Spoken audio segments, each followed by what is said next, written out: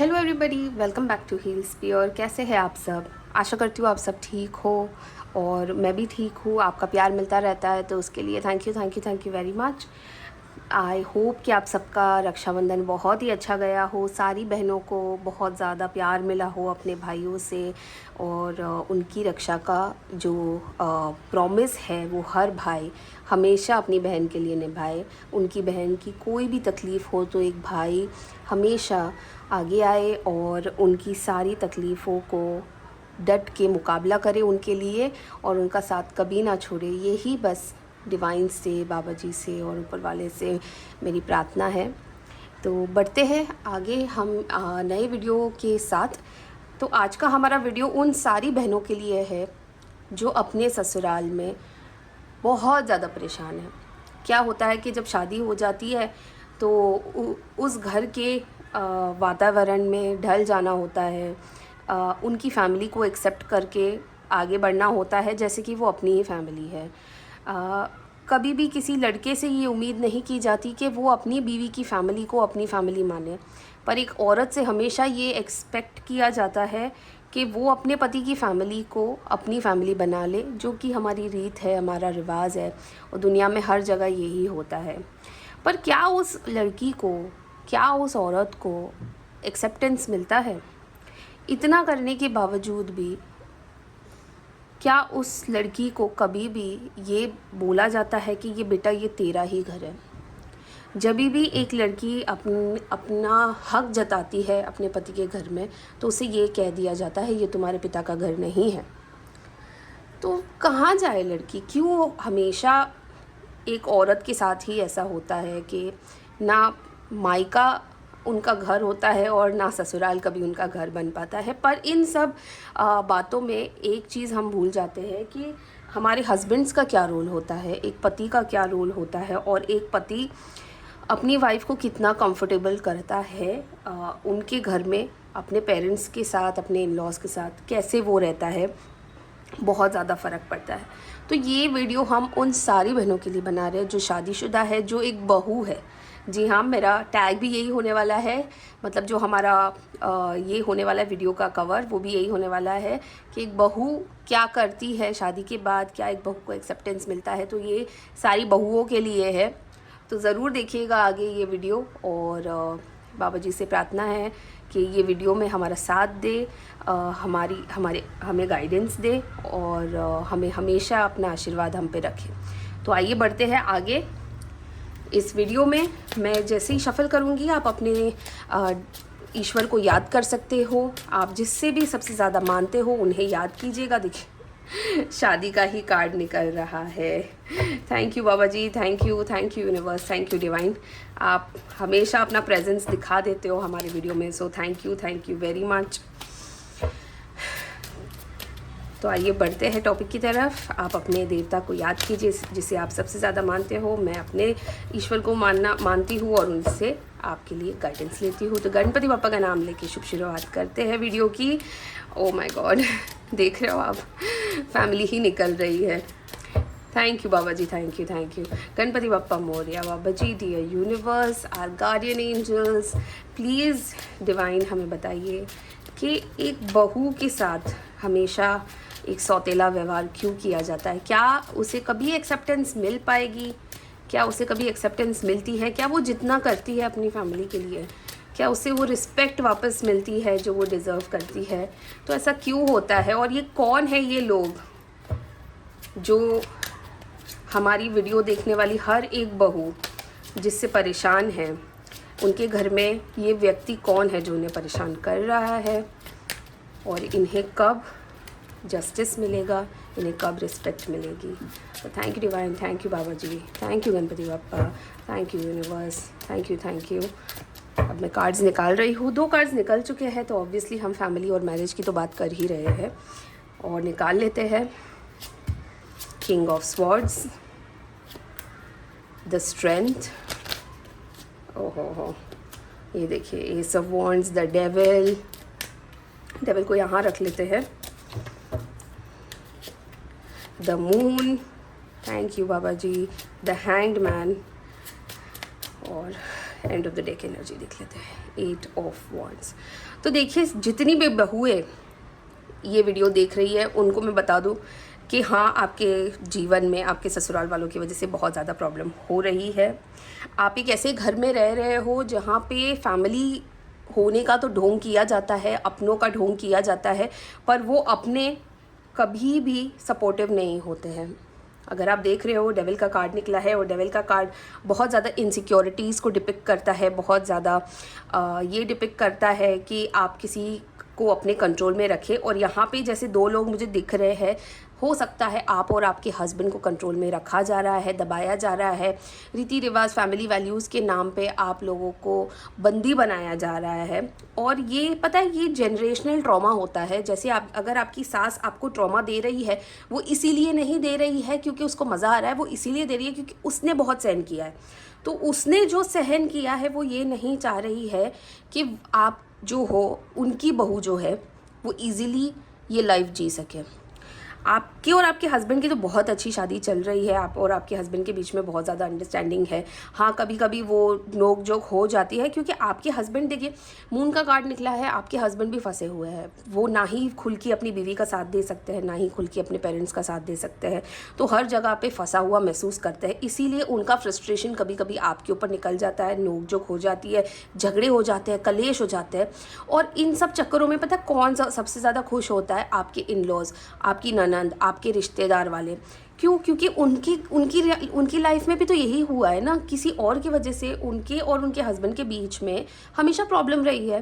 तो कोई क्यों चाहेगा कि एक आज की जनरेशन का अगर स्पेशली अगर जोड़ा है तो वो क्यों खुश है? देखो, आप दोनों के लिए जो कार्ड पहले ही निकल गए ना, वो ये है कि आप लोग अपने मैरिज को लेके अपने बच्चों के साथ बहुत ज़्यादा खुश हो। तो ये तो कहीं पर भी नहीं है कि आप दोनों के बीच में प्रॉब्लम है। हाँ, आप दोनों के बीच में प्रॉब्लम किया जा रहा है, आग लगाई जा रही है।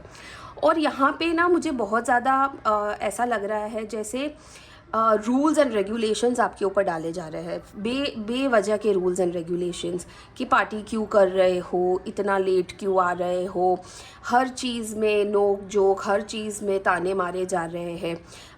अगर हम मून का कार्ड भी देखते हैं तो इसी वजह से, क्योंकि आप भी तो एक टॉक्सिक एनवायरनमेंट में सराउंडेड हो। जब घर का वातावरण ही टॉक्सिक होता है तो हम बाहर जाते हैं माइंड फ्रेश करने के लिए। जब घर में आने का मन ही नहीं करता है तो इंसान बाहर रहने की कोशिश करता है। एज अ वर्किंग बहू अगर आप हो, आप घर के बाहर जाते होगे तो आपको ज़्यादा बेटर लगता होगा। जैसे ही आप घर के अंदर आ गए तो आपकी पूरी एनर्जी डाउन हो गई, आपको नेगेटिव फीलिंग आने लगेगी, आप नेगेटिव थिंकिंग में चले जाओगे।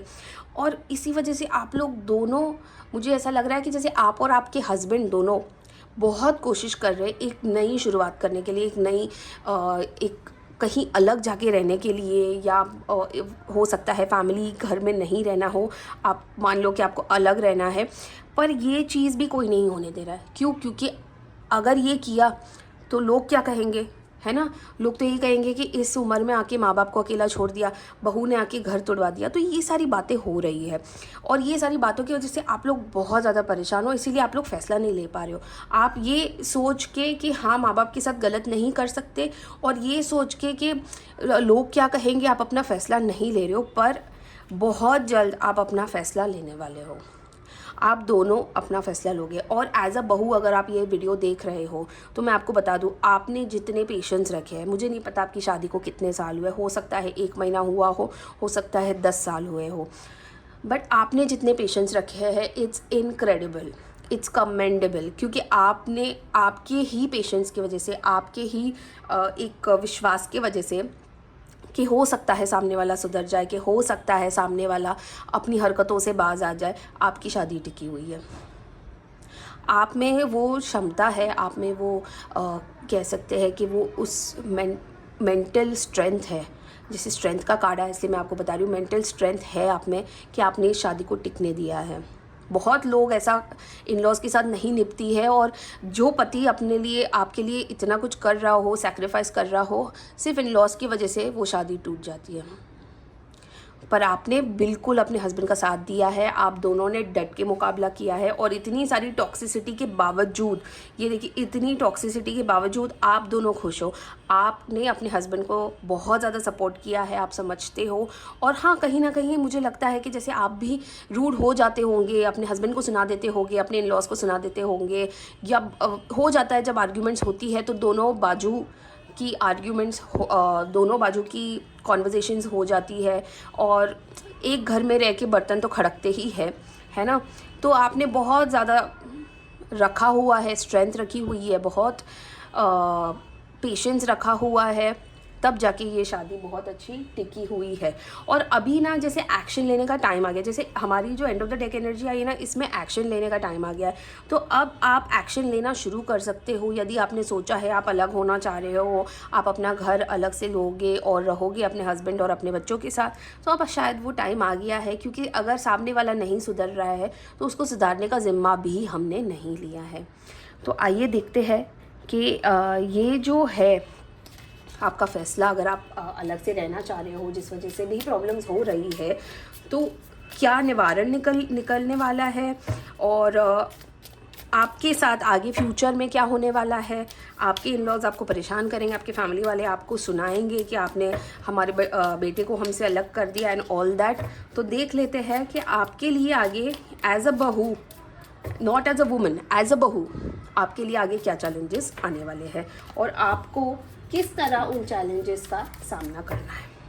तो पहला कार्ड निकाल लेते हैं, द लवर्स। देखिए, कुछ भी हो जाए, कुछ भी हो जाए, आपको आपके पति का साथ नहीं छोड़ना है। और अगर आप हस्बैंड हो और आप देख रहे हो कि आपकी वाइफ कितनी प्रॉब्लम में है आपके घर में रह के, तो आपको डेफिनेटली अपने पत्नी का साथ देना है।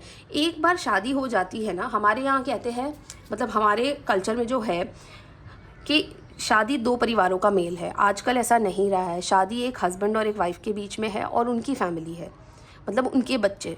अब शादी वैसी नहीं रही है जैसे पहले हमें बताया गया था। तो अब हस्बैंड वाइफ अपना अगर सेपरेट रहना चाहते हैं या अलग से अपनी ज़िंदगी जीना चाह रहे हैं, तो एक बेटा तो अपना फ़र्ज़ निभा ही रहा है और एक बेटी भी अपना फ़र्ज़ निभाए अपने फैमिली के साथ, तो वो बेटर रहता है। एक 50-50 ये होना चाहिए, यूनियन होना चाहिए, ना कि ही सिर्फ एक बहू ही सब कुछ किए जा रही है।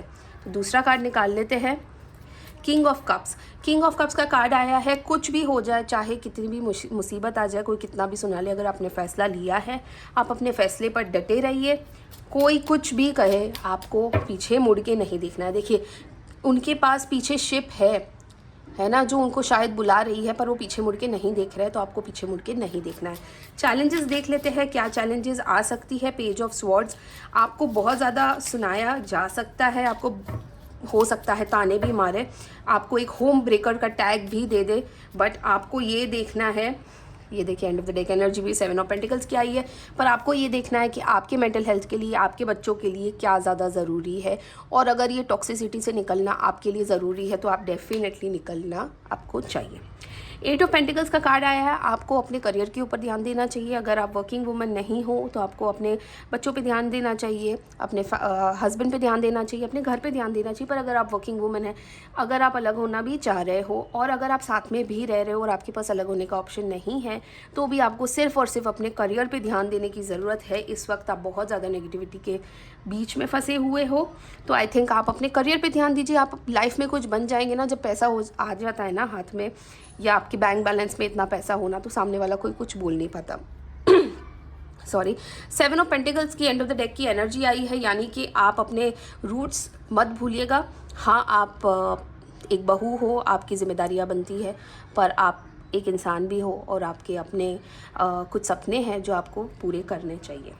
तो ये थी आज की हमारी रीडिंग्स। हम एंजल से भी पूछ लेते हैं कि हमारी एंजल्स हमें क्या कहना चाह रही है, क्योंकि एंजल की गाइडेंस भी बहुत ज़्यादा ज़रूरी होती है। हमारे आसपास हमारी एंजल्स हमेशा रहती है, हमें गाइड करने के लिए, हमें सही गलत सिखाने के लिए।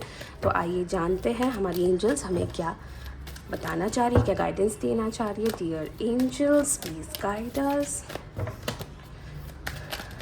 जितनी भी बहुएं ये वीडियोस देख रही है, प्लीज़ उन्हें गाइडेंस दीजिए कि उन्हें कैसे टैकल करना चाहिए ये situation. Ask help from others. आप अपने आसपास की, अगर आपको लगता है आपकी दोस्त आपकी हेल्प कर सकती है, आपकी ननंद अगर अच्छी है और वो आपकी हेल्प कर सकती है, आपकी जेठानी हो सकती है, आपके जेठ हो सकते हैं, अगर इन सब चीज़ों से निकलने के लिए आपको किसी की हेल्प चाहिए तो आपको हेल्प डेफिनेटली लेनी चाहिए। नो यानी आप एक टॉक्सिक इन्वायरमेंट में नहीं रहना चाहते हो, और नहीं रहना भी चाहिए क्योंकि ये आपकी मेंटल हेल्थ के लिए बहुत ही बुरी चीज़ है। Take action. देखिए, टेक एक्शन का अगर हमारी एंजल्स भी हमें कह रही है कि हमें एक्शन लेने की ज़रूरत है, तो अगर आप देखिए, मैं ये नहीं कह रही हूँ कि हर बहू को अपने इन लॉ से अलग हो जाना चाहिए, बट हाँ, एक बाउंड्री डेफिनेटली मेंटेन करनी चाहिए जहाँ पे एक बहू को अपनी तरह जीने का हक, और एक्चुअली ये मांगने वाली चीज़ भी नहीं है, हर इंसान की एक कह सकते हैं कि बर्थ राइट है कि उसे जैसे जीना है वैसे जिए। तो I think it's time to take action.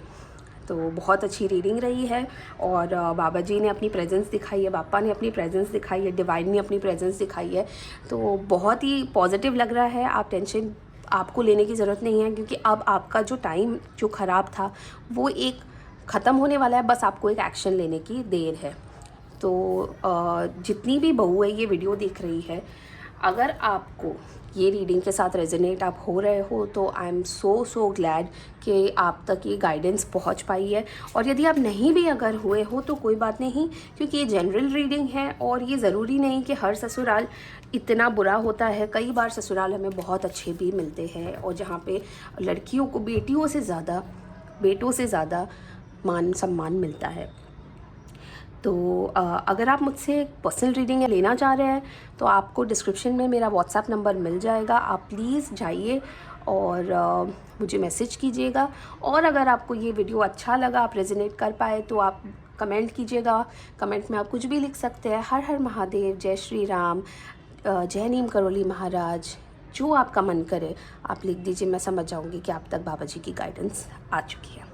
तब तक के लिए ध्यान रखिएगा, और मिलते हैं अगले वीडियो में। आप लाइक कीजिए, शेयर कीजिए, और अगर आप नए हो हमारे चैनल पे तो प्लीज़ सब्सक्राइब कीजिएगा, ताकि आपको हमारे और वीडियोज़ और गाइडेंस मिलती रहे। तब तक के लिए thank you very much. Her her Mahadev.